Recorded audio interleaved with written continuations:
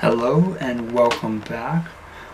So to put this example in a different context, imagine now this involuntary free market circumstance that we all exist in is like a big clear bubble of glue, or like a big clear ball of glue with several squares all floating in it. Okay, so this is kind of shaping up to be a weird example, but just picture a ball of glue, and then there's a bunch of squares in it, and hopefully as I go further, it'll make more sense and get kind of less weird. Okay, so anyway, so each square represents an industry that has developed because of our human demand for consumption. An example of a square would be like the food industry. So like squares, like an example of a square, squares are very broad because remember each square represents like a basic human need that developed due to our demand for it.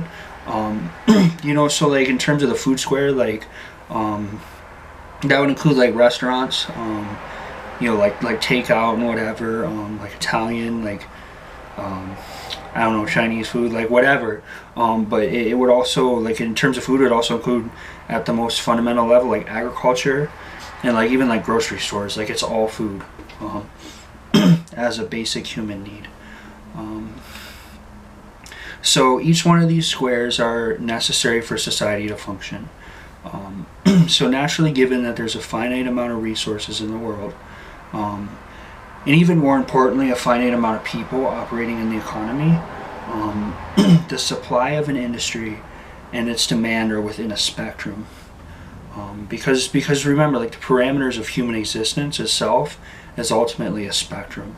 The big ball of glue itself is a spectrum. Like it's not infinite. It has a spectrum limit, so to speak.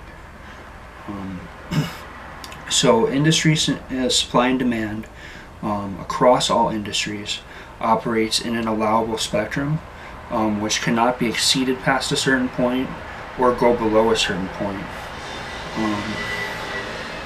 So given this understanding, like if one square is diminished to the point where it like fails to meet its objective, in terms of like say the food square or whatever, okay, so to get into maybe another example, let's use it's like labor force participation or maybe like military service, or even like publicly funded programs, but like say food stamps, which is a necessity for some people who need to supplement that income with whatever income they have, or if they don't have an income in order to eat. Social Security, which we all realize the importance of that.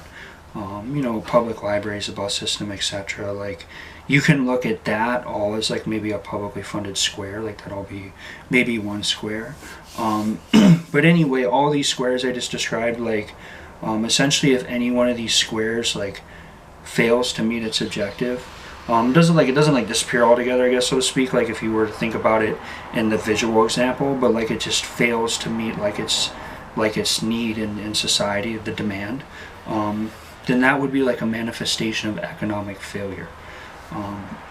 Furthermore, if the ball of glue, like the overall ball of glue, shrinks due to diminished economic output, like to the point to where it can't hold all the squares anymore.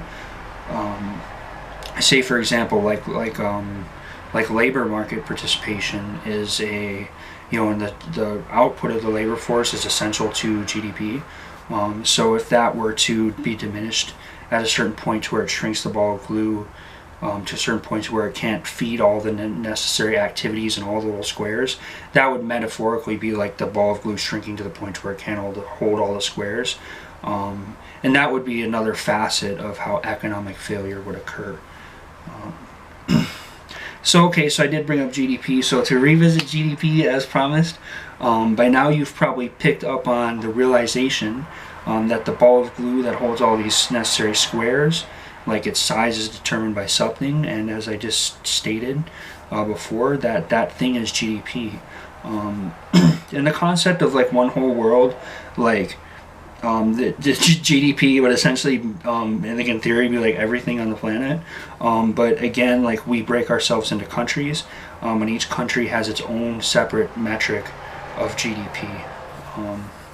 So anyway, so GDP would be the size of your ball glue in this example, and then GDP itself is the measure of your country's total economic output.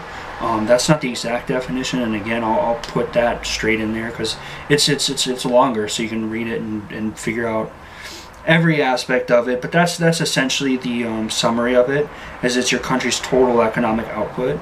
So with that, that too is leads me to another point. It's like that the total economic output, or your GDP, is what you have to work with regards to paying for all your squares too.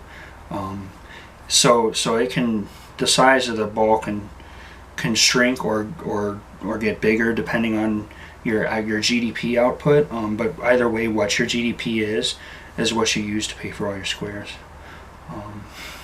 So therefore, taking away from necessary squares in many instances does not only diminish the size of that square, but it also shrinks the overall size of your ball of glue.